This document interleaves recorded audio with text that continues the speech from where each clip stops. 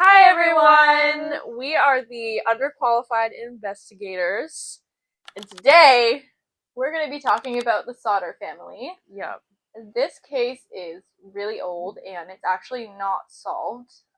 it's a 79-year-old cold case essentially. Yeah, there are a lot of theories, and we'll be talking about that towards the end of the video. This is our first video, so I'm sorry if the quality is kind of garb.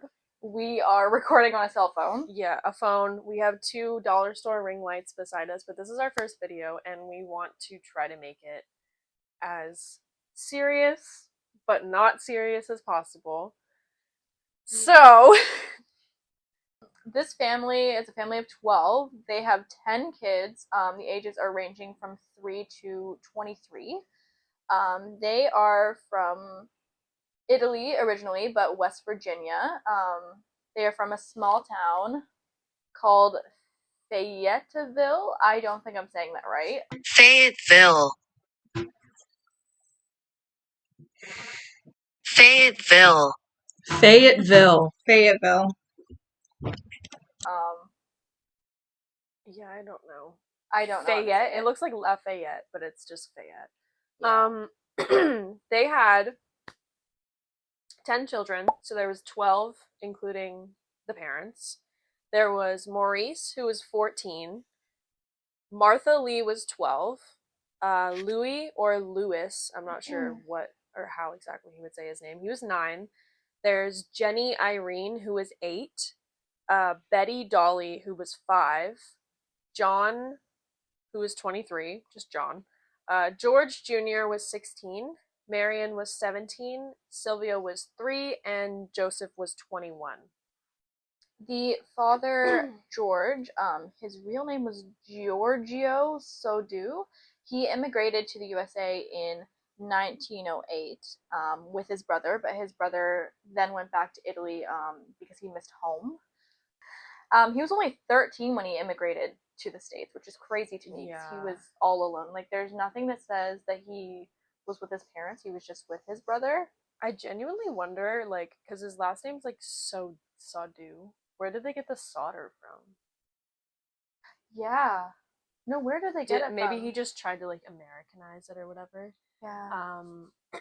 He worked a lot of years on the railroads in Pennsylvania, and he made a name for himself after 10 of his children were born by owning a trucking company that would haul dirt to construction sites. And I think possibly around the time of the crime, he was doing like kind of coal mine stuff, like hauling coal and working with the coal mines. And it was during the war too, so I'm assuming that there was a lot for him to do. He's probably a very busy man. Yeah.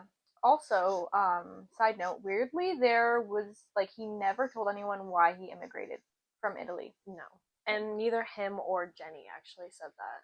No, there's not a lot about Jenny that I've read. There isn't. All we kind of read about her is that she was also an immigrant and she came around the same time, I guess. Well, she's like 8 years younger than him, so yeah, she was 19 when they got married. Jenny and George, they had their first of their children around a year after they got married. It was in 1923. That would have been Joseph Sodder. Sodder.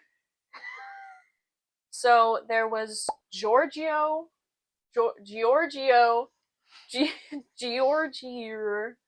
and Jenny Cipriani. Like we said, they both immigrated from Italy at a really young age. They were not giving reasons as to why they immigrated, or we just couldn't find them. Maybe there was reasons. Yeah, I read a lot of when we were doing research, a lot of places said that George specifically, he never said anything. So I don't know if Jenny did, and it just was. Which will come up later in the case. Also, the kind of sketchy stuff that this Mr. Giorgio, yeah, he's kind of got a sketchy past. I'm not gonna lie.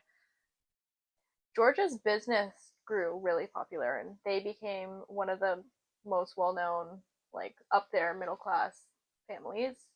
They were really respected by a lot of people.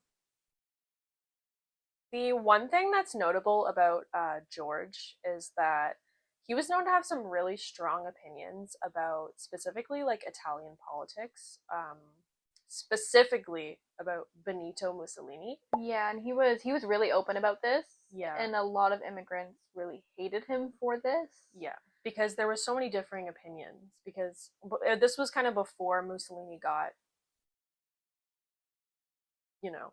cut off, if you would say. Um, and like we said, they started having children around 1923. That would have made George, I believe 28. 28, and she would have been around 20. 20. Around Yeah. 20. They got married when she was 19, he was 27. Big like age gap, but it was normal for the time. Yeah, like it's not Because too huge. like you wouldn't be like, oh my god, ew, there's this 27-year-old man hanging on me. It would be like, oh my god, Oh my god, he like, wants me. I think he wants me for real. And um the one notable thing that happened kind of before this might come into play later, that it might make a little bit more sense. There was a life insurance salesman named Rosser Long, and some sources say that he was sent by a man named Genutolo. That's the only name that I could find about him, who was the main director of the national banks in Fayette. George had dealt with this guy while needing a $1,500 loan, and this guy ended up co-signing for this $1,500 loan, and he was also a beneficiary of their home. And this Rosser Long salesman guy was, like I said to be sent by this Janatolo guy, and I guess the salesman showed up on their porch and was like, hey, you want to buy this life insurance to George Sodder? And maybe he said no or something. And I guess this guy was just like, okay, well, your house is going to go up in smoke and your children are going to burn. It's crazy because you'll find out by the end of the story, but his house did go up in smoke. Yeah, so subtle foreshadowing. Yeah. I know there was also somebody that went to George's house looking for work, and he said something about, I believe, a fuse box was going to go up or cause an electrical fire or something yeah, it was like just that. It was just some like guy working on the house or something. Yeah, really weird. It was really weird. He had earlier, I believe, got a different stove, an electric stove, and his house was rewired, and the electrician said that everything was fine. So that was really weird. So the night of the fire, it was actually Christmas Eve in 1945. Marianne, the oldest daughter, was working to buy some of her siblings Christmas presents. They were really excited about these presents, so they asked their mother if they could stay up past their bedtime. They all ended up staying up pretty late, I think, until around 12:30. The youngest daughter, Sylvia, she actually went to bed with her mother, so she wasn't staying up with everyone else. So when Jenny had told the girls that they could stay up until 10 p.m., she said they could as long as, or a little bit later than 10 p.m., I guess. She said that they could as long as 14-year-old Maurice and 9-year-old Louis actually remembered to tend to the cows and put them away, I guess, and feed the chickens. So they were essentially allowed to do that if the boys were able to do that or did do it. Maybe they didn't. Yeah. I don't know. Another really weird thing to note is that Jenny asked the children to draw the blinds and to lock the door before bed, and she had came down a little bit later and realized they had done none of that, which was really weird. At 12:30 a.m., the phone rang. Jenny got up to answer the phone, and they didn't say anything, but she did note that the person they had a weird laugh or something. Later in I'll restart that, but we'll start just a weird laugh.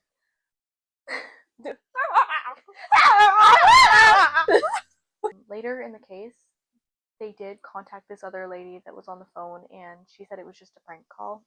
Nothing to come of it. Yeah, I think it was either a prank call or wrong number or something. Yeah, that's probably why she was laughing. Which kind of a coincidence. Yeah. Like, hey, big coincidence. Little weird that you're like calling a house like on the same night that it goes up in flames. little weird. While making her way back to bed, she, like you had said, she noticed that the curtains were drawn and the lights in the downstairs area were still on, which was out of the ordinary because she had asked the children, like specifically the girls, Yeah. to do that, and they usually would. Yeah, they usually would, and it was really weird. Also to note that Marion was asleep on the couch when she went down to check. So maybe, I don't know. If honestly, if it were me, I would probably be like, okay, the lights are still on because Marion like is asleep on the couch, unless it was a normal thing for her to sleep on the couch. Yeah, or like maybe she fell asleep and the other kids went upstairs and she was gonna turn it off. Like she was like sitting down there doing something So, else. like if you put yourself in Jenny's shoes, it's like not too weird. No, it's like okay, they forgot. It's like, oh no, that sucks. I'll go lock the door and turn the lights off or whatever. And another thing to note is that the children also slept in the attic. So there was a lot. They only had 5 bedrooms in this house. It was a 2-story, 5-bedroom home, plus the attic that had, I guess, I can't really tell you what it looked like because there was very little picture evidence. And also it was from like the 1900s, the early 1900s. Yeah. So all of the pictures that we do have, they're not the best quality. Example A. Yeah. At 1 a.m., Jenny was actually awoken to a noise on the roof. It sounded like someone was throwing something. It was like rolling. Yeah, and then it stopped and she just thought it was, like snow or something. Which, like, could be weird. If you're Jenny, maybe not. Yeah, but I don't know about you, but when I wake up in the middle of the night to a weird noise, I'm usually a bit creeped out. I've literally woken up to a girl screaming. And I was like, okay. Okay, not cool. Sleep, not my problem. Awesome. You can do that, girl. Yeah, so I don't know. Usually I just brush it off. Like, I just woke up, so I'm more scared. Definitely wouldn't think someone's trying to kidnap my children. Definitely wouldn't think someone's lighting a fire in my house. Or, like, I don't know, doing some weird voodoo shit. Yeah. After about another hour, she woke up again and she smelled smoke. So she got up and checked it out to see what it was, and there was a fire in George's office. Said that specifically the room around George's office was on fire and around the telephone, and the fuse box. Which is weird because if you recall, we talked about that guy saying there was going to be a fire starting from the fuse box. Mm-hmm. However, throughout the entire fire, their Christmas lights stayed on. So that kind of debunks specifically that it was the fuse box, because if it was the fuse box, or if it was like electrical or something, then those lights would have been toast. And they would have determined that as well. Yeah. So Jenny woke up George, and then he woke up his older sons, and then I believe he looked up the stairs and you could see that the stairs were already, like, they were gone. They were toast. Yeah. And there also wasn't any, like, oh, the children, you could hear them screaming, or you could hear shuffling around up there, which could be like, hey, what if they're already gone or died from smoke inhalation or whatever. Yeah, but it seemed like when she woke up, the fire had just started, because she, like, an hour earlier, she just heard noises. She didn't smell smoke or anything. Yeah. And then she woke up an hour later and she just started to smell smoke. Yeah. So it also seemed like the fire, like, it escalated pretty quickly. Yeah. George did try to go, like, look for the ladder in the spot that it usually was in, and it wasn't in the spot that it usually is. And no one had moved it, which was really weird. I read something that said they found it, like, 22 meters away or like something? 75 feet away, like off of a little, we'll include like a little picture, because I think there's actually a little diagram that shows like where it was, like off the side of a cliff. Yeah, no, I don't, which is like, why the hell would it be there? Yeah, and then also he had like a work vehicle, or work truck or something that would have made it easier to look in the attic. When he went to go start it, I believe there were 2 trucks or something. Neither one of them would start, which is really, really weird, because they were starting fine the day before. As he says. Yeah. So allegedly. So John, I think he was one of the oldest sons. He was about like 23, maybe. I think he was the oldest. He said in his first police interview after the fire that he went up to the attic to alert his siblings, but then later, like, twisted his story around and said that he actually like hadn't gone up there at all and hadn't even checked if they were okay, and that, you know, he just ran right outside and he actually didn't see them. Which is really weird that he would change his story, because you would think, like, I get, like, maybe he was in a state of panic and kind of forgot exactly what happened. Yeah. But you think after a while you would kind of, I mean, I don't know, but you think after a while you would know exactly what happened. I feel like if your siblings mysteriously disappeared, you'd understand and recall the last time you saw them and the last interaction you had.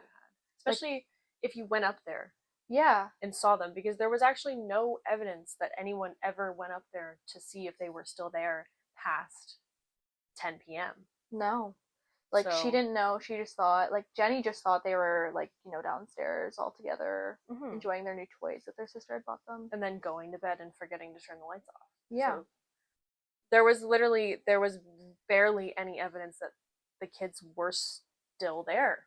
Yeah, and I don't, like, I would think that Jenny would go upstairs and check on them if she was going out to check on them, like, if she heard noises upstairs, so... Yeah. Don't I wish Marion said more, because I feel like she may have known more. Yeah, because she was asleep on the couch, she probably would have heard something. Something. Like if someone were to come in or someone were to escort the children downstairs, because there's a theory that the children were kidnapped. That's why we keep kind of talking in like the like, hey, like, this is weird. Like, there's some weird shit going on. Yeah, like, I feel like the big factor is either you believe they were kidnapped or they weren't. Yeah. Or they burned and somehow their bones disappeared. Yeah. Somehow. Weirdly enough, actually, the phone didn't work, and it was later found out that somebody had cut the phone cords, which is really weird. There was someone, like, neighbors had seen someone who was up on the roof. They had used the ladder to get up on the roof, and he stole something from the garage. And apparently he had cut the telephone lines then. Honestly, after all else had essentially failed, the Sodder family just watched as their house burnt down, and they had nothing. They couldn't do anything because they didn't have a ladder. They couldn't get up there. George was barefoot trying to get up on things and climb up on things to get his children, who, might I add, were not screaming.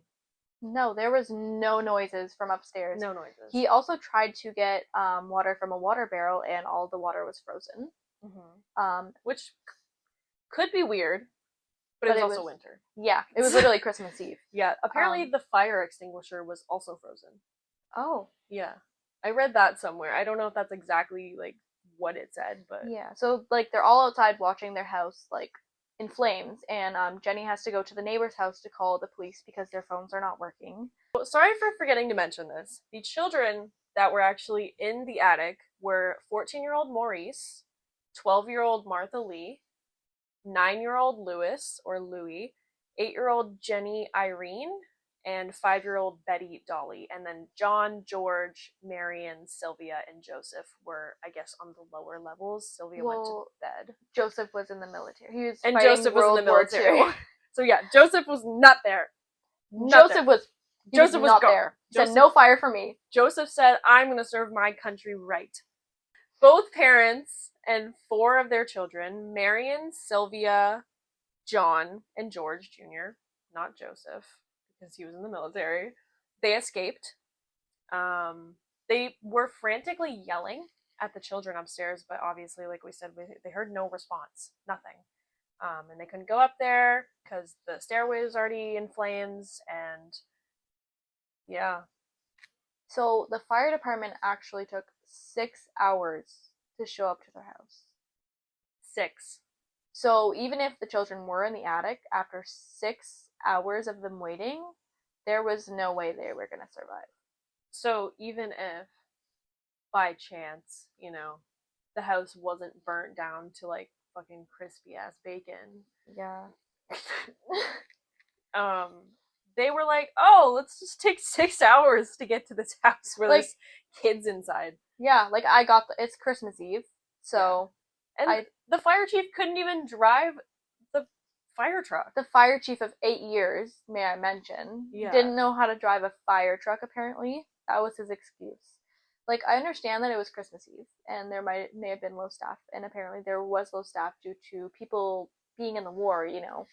But for it to take 6 hours, I can't imagine it would actually take that long for someone to No. get all the suit on, like their suit on and everything, and An like it was in hour. the middle of the night. But like I think firefighters are like always basically on call. Yeah, and Fayette was small. Like Yeah. it was a small place. I think right now it only has like 2,000 residents in it, and like I can't imagine how many were there at this time. Probably not a Probably lot. no.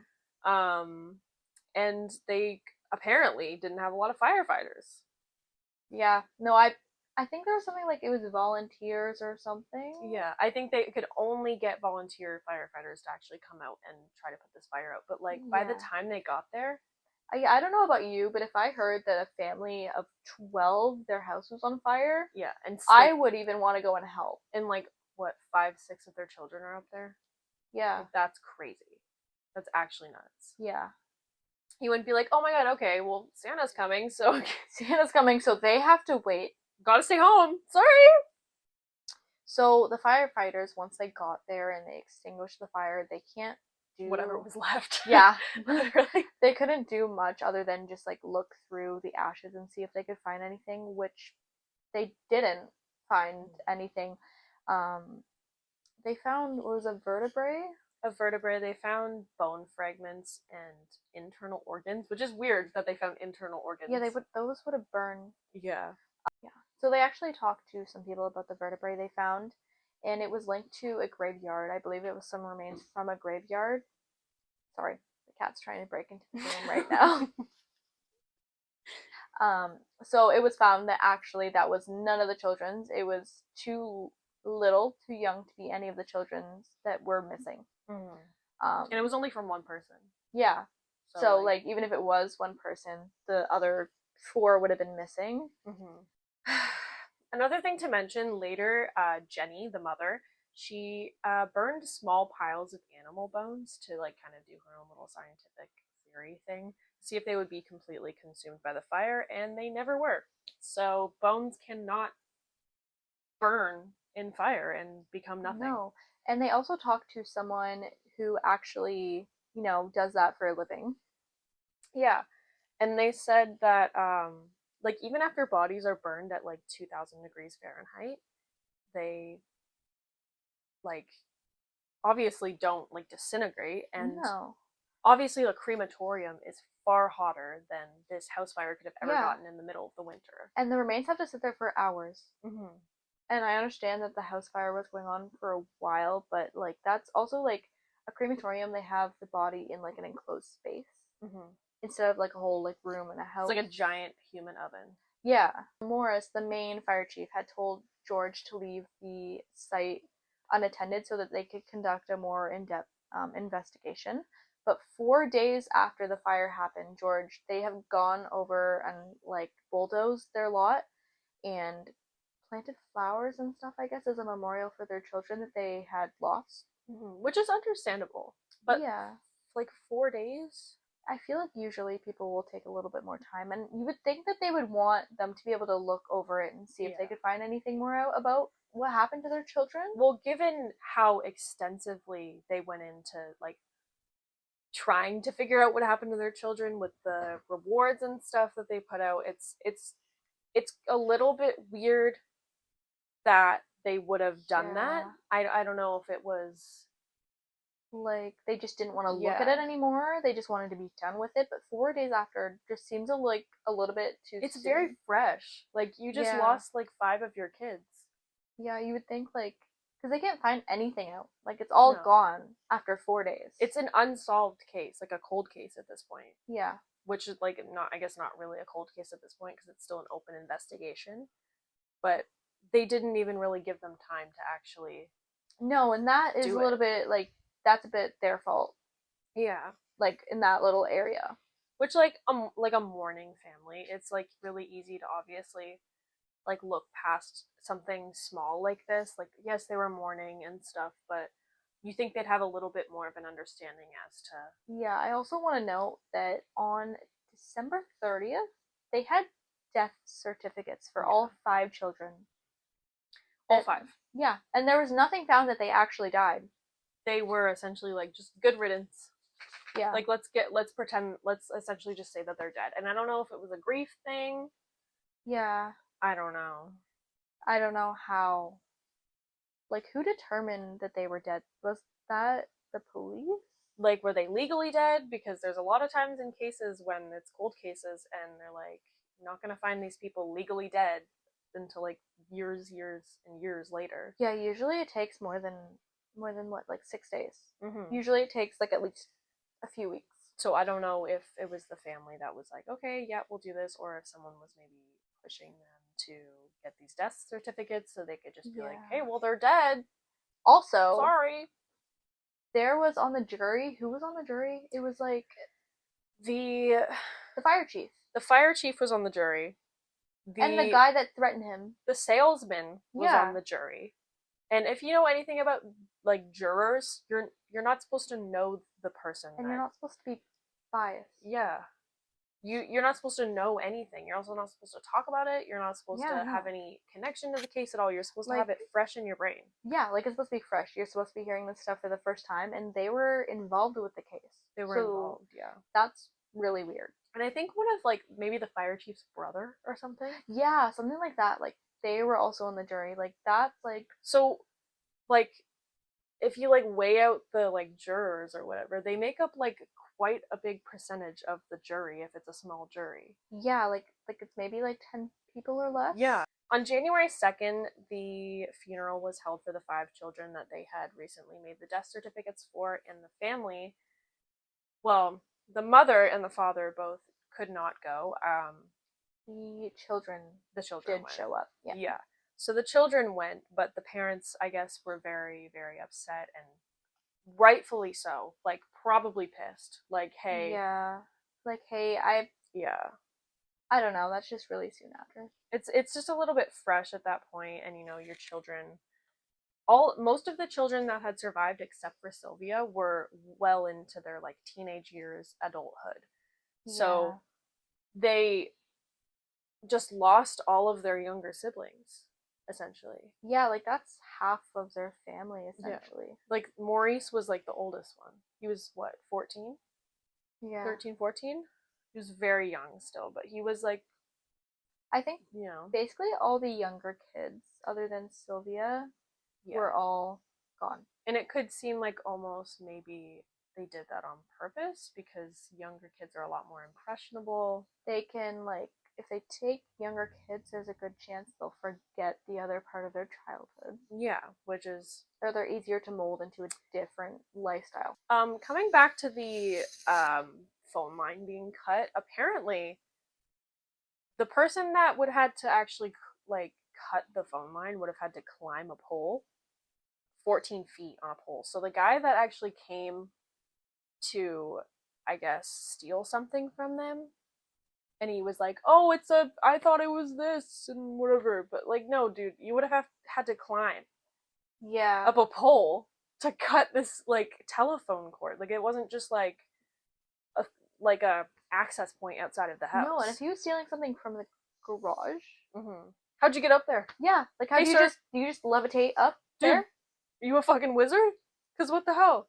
How'd you get up there? Like, it just kind of seems like he stole that as a cover-up to why he was there. And I guess the police were like, okay. Alright, anyways. They're like, yeah. You know what? I get it. That's completely believable. Exactly. Like, I've done that. And apparently this man had been trying to steal a block and tackle from the property around the time. No. He was identified and arrested. Do we know who he is? No. No names were said. No. So, that's that out the window. See you later. Yeah. I guess. Like, no suspect in the case. Literally, just gone. Literally, like, the most, like, credible suspect that you have. Like, he cut the telephone lines, and there was a fire that happened. They couldn't call anybody because the telephone lines were cut. And they're like, nah, he's so, like, innocent. Come on, guys. Like, can you not see his innocent face? Exactly. We can't, because we don't know what the fuck he looks like. So, Jenny had trouble accepting the belief that her children were burned because there were appliances that were found still recognizable, which is crazy. That is a little bit crazy, Yeah. especially when they say that the house was burnt to the basement. But you could still see, like, a stove. Yeah, a stove, some appliances, Something that's crazy is years later, Jenny, which I believe was the daughter Jenny, received a letter in the mail with a photo that was supposed to be Louis in his 20s. It said, Louis Sodder, I love brother Frankie. LLIL boys. And then it said A90132 or 35. And the picture, which have behind us, it's that one. Yeah, and we'll also insert it. Yeah, we'll also insert it. Anyways, it does look like him grown up. It really does. And I don't think they had any of the age progression. No, they wouldn't have had any of that. Not at that time, probably not. Maybe like drawn pictures or something. Yeah, no. So it does look a lot like him. It could be someone who just looks like him. And along with the George finding out that his trucks and stuff weren't working, they think maybe it was the same unidentified man that we talked about that could have possibly done that to the truck. Because he wanted to steal a block and tackle, I guess, which is essentially like probably like fishing gear. I think tackle's like fishing gear. Yeah. Which good one. Good on you. You did that, I guess. You really told them. And didn't start a fire. Hey. No. But up top. So now that we've gone through like the timeline of events, I think it's good that we actually start talking about the theories and the suspects, because the theories on this case are actually kind of crazy. Yeah. And all over the place, because it's so old that we don't really know much about it. Yeah. So it's just a little bit kind of like hearsay. Yeah. Like, I'm sure a lot of it is just a bunch of made up. Yeah, they're like, oh yeah, I know, I saw the people. I'm alive right now, but 79 years ago, I saw them. Yeah, I fucking saw them. Like, there's people that like to lie for clout. Yeah, like, some of these... Even old people, I guess. Yeah, they're just old, they're alone, they want the attention. Exactly. Well, at the time they were young, probably, but yeah. Yeah, but we'll get into the suspects. Yeah. So, this one is kind of... like, it's just kind of like a sighting. Like, they saw them. Yeah. Because they put out in the newspapers, like, pictures of the missing children. And this woman, she ran a town over from where the fire had happened. She reported seeing the children along with 2 men and 2 women of Italian descent, checking into the hotel on Christmas Day around 12. I don't know if this was 12 a.m. or 12 p.m. They didn't say. They just said 12. But she had tried to have a conversation, talk to them after she had noticed that they looked like the missing children. And then one of the men spoke to all of them in Italian. And then after that, none of them talked to her. Again, they didn't even, acknowledge her. Which is interesting also, because did the children know Italian? Because they didn't immigrate from Italy. They were born in the U.S. It wasn't ever said that they all spoke Italian. They lived somewhere. I believe they did say that the town they were in, a lot of them were Italian. Like immigrants. Yeah. But then again, the kids weren't. Yeah, so we don't know if they spoke English or if they spoke Italian, but it seems like they mostly spoke English. And the Italian thing is like mafia? Yeah, like mafia? The Sicilian mafia. Apparently. Yeah, apparently, yeah. A lot of people think that it was like a hit on them or something like that. Yeah, which we'll get into that, the whole, Yeah. And the morning after Christmas, I don't know if it was Christmas Day or the morning after, there was a girl at a diner that reported she actually served them breakfast. That's all that was really said about that. But she just served them breakfast. She was like, hey, missing kids. Yeah, I don't know. This feeds into the kidnap theory a lot.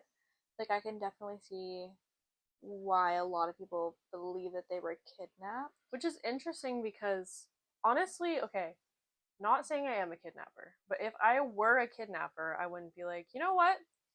You know what I want to do? I want to take these kids out for breakfast. I want to check them into a hotel. I'm like really like I'm parched. I need my morning coffee. I'm gonna take these kidnapped children with me. Yeah. I'm gonna take them to breakfast. I'm gonna show them off to everyone. Like, I think especially if they were from the mafia kidnapping them, they would have a lot of money. You know what I'm thinking though? The brother. Imagine the brother like came back from Italy and he was like, mine to the kids. Imagine. He's like, Actually, "They're coming back." no. Another theory. I mean, they never really contacted the brother. No, they So- didn't. I don't even know if they ever heard from him again. There was also that guy who essentially told George that the fuse box was fucked and that like he was like, "Oh, it's gonna start a fire." Weeks before Christmas that year, George's older sons, Maurice and John, they had also noticed a strange car that was parked along the main highway through town, and it's said that the people in the car were watching the younger Sodder children as they returned from school. I don't know if that was them getting off the bus or getting on the bus, or if this was just people like looking at children, but clearly if Yeah. it was weird enough to mention, it probably put them off a little bit. Yeah, not that it's necessarily, I guess, related, but like that is really weird to have somebody just watching you from afar. And like they didn't say that they recognized the people either, so these were just like random people that were just staring at them. And like we said, it's a small town. You probably would recognize the people that are coming through your small town. Yeah, if it was small, like if it's only like 2,000 people now, I imagine it was much smaller back then. Not necessarily. The most popular believed theory is, like we said, the mafia theory. They, along with like a lot of the people in the town, had believed that it had something to do with the mafia because it was so secretive and there was very little to know about the case because, you know, it's the mafia, they can get away with anything and it's like really cut and dry for them. One thing that really gets to me is maybe George knew he was being targeted by the mafia, and that's why 4 days after they bulldozed their lot because he was tied with them somehow, and he didn't want to get in trouble for it or something like that. Yeah, and apparently the local mafia branch had tried to recruit George and he declined. They tried to extort money from him and he refused. However, only a couple of sources actually say this, including Wikipedia, and we all know Wikipedia is not the most reliable. No. So it's said that they tried to recruit him, and if they did, I feel like maybe there would be, you know, but if they did try to recruit him, maybe they extorted money from him, and then they didn't want, or he didn't want them to know, or anybody in the town to know that he was anywhere linked to the mafia. No. And it's apparently, like you said, George kind of already knew that he was being targeted. He probably knew about the planned arson, and that somebody came by and took the children and took them back to Italy, which is also another believed theory. Maybe like a family member, maybe George's brother, maybe another family member. Nothing was really talked about it. Maybe Jenny's sibling. Yeah, that was never talked about. Like Jenny's family from back home, like George's family, other than his brother from back home. We don't even know his brother's name. No, they never said anything about the brother's name, which is really unfortunate because it would be nice to actually know more about the brother, considering what happened. I will talk about another theory where the 5 children actually died, which I don't believe this is a like widely believed theory because there were no remains. Even the parents, until they died, were looking for their children because they did not believe they were dead. There was like a $10,000 reward. It started at $5,000 and went to $10,000, which was a lot of money back then. Yeah, like a lot. I don't know exactly. We can put on the screen how much it's gonna be like in now. Days, because I actually have no idea. But it's a lot of money for a family that like they obviously were pretty well off. Yeah, like he had his own company. They were middle class. They were good, but they were completely fine, which is also another reason that they could have been targeted because it could even have been someone who wanted their money. Yeah, but it would be weird because did they steal anything? They're children. Yeah. which they could have taken their children for some sort of Yeah, and they like could have just ransom. But yeah. they didn't. We didn't hear anything about them giving money to anybody, or they would have had their children back. So Yeah, exactly. They also had like apparently hired a private investigator that I read something somewhere that said that he just took their money and left with it, or maybe he was paid off some other way to not investigate any further into it. Yeah, which is a little bit like okay, but yeah. apparently he just dropped the case and was like no and took their money. So So he could have been threatened by some outer party not to look more into it. Maybe got paid from someone else not to look into it and just took the money and left because it was a lot. The interesting thing about it is that the children that actually disappeared were the children that decided to stay up that night, except for I think Maurice and Louis, who were upstairs. And I don't know if they were sleeping. I think Maurice had to go do something with the cows, and Louis had to do something with the chickens, and then they went inside and went to bed. However, the siblings that were awake are the siblings that went missing. Yeah. So what if they saw something? What if they saw something they weren't supposed to, ran up to the attic, and then this person was like, oh my god, there's like more than one kid up here. And they were like, snatch, taking all of them. And there's also that theory about, I don't even know how to say his name, Janutolo is his name, the guy that had sent, I think his name was it Morgan? It was Rosser Long. His name was the salesman that tried to sell the life insurance policy and for some reason threatened George with burning his house down or having his house burnt. It was really weird. It was, yeah. Because it was exactly the way that everything kind of happened, other than we don't know about the children. Oh, this was another thing that we forgot to mention. This Gianotolo guy was the foreman on the jury at the inquest. So he was also in the jury. Yep. And his brother was also in the jury. And the salesman and the fire chief. All in the jury. So as much as it seems like, okay, the mafia theory is like, wow, that's like really far-fetched, but it could be believed. But when you think of the factors that the people that could be the main suspects are actually in the jury, as most people know, they kind of decide what they happens. They decide what happens to people. I don't know. To me, it kind of just seems like a cover-up. It seems like a cover-up as, like, they were very highly disliked. Like, this is kind of what I think, is that they were highly disliked in their town because of George's behavior, because he, I guess, really didn't like Mussolini. And they made clear enemies for themselves. And absolutely. Maybe they were like, okay, well, town full of immigrants. We're immigrants as well. There's other immigrants that are really, really like loud and obnoxious. So we're gonna be like, bye, set fire to their house and don't help them until 6 hours later. But at the same time, if these people were guilty, there would probably be a lot more information about them being guilty. So it's like a lot more evidence. But then again, if they had friends that were police, then it's really easy to cover up, especially like in the 1900s. It's really easy for a cover up if you know people higher up, and if they did, because there wasn't DNA testing. No, there was nothing. There weren't polygraph tests, which like polygraph tests are like really, really like not like they're not even admissible in court.